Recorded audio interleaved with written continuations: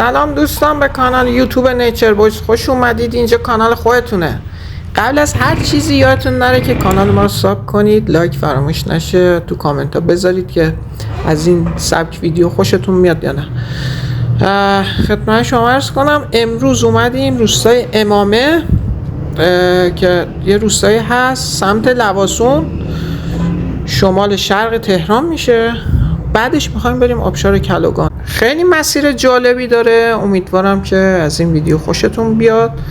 تا آخر ویدیو همراه ما باشید و نمیخوام زیاد صحبت بکنم، برو بریم.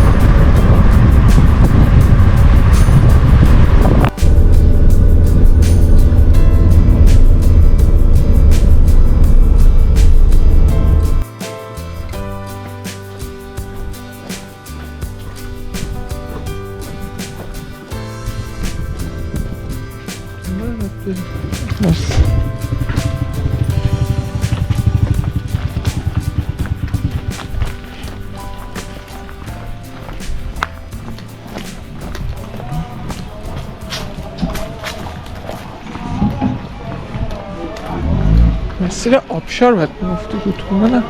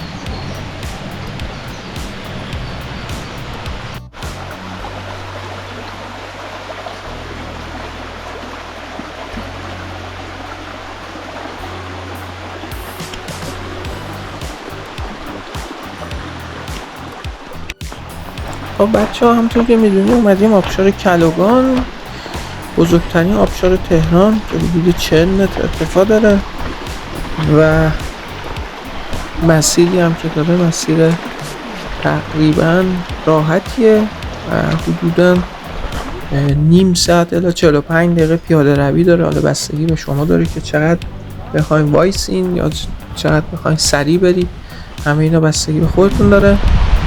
و نکته دوم این که حتما با خودتون وسیله تجهیزات بیارید، مخصوصا خوراکی یا حالا آب یا هر چیز دیگه‌ای که نیاز دارید، چون سرگاهتون اصلا مغازه سوپرمارکت نداره. بعد یک ساعت راهو برید و برگردید و کاملا اذیت میشه. زمانی که ما اومدیم اول مهره و آبشار متاسفانه خشک شده، ولی رودخونه ها آب هست، پر آبه، ولی پیشنهاد میکنم برای یه بارم که شده حتما بیای، خیلی جای قشنگ و باحالیه و کلا حال و هواتون عوض میشه.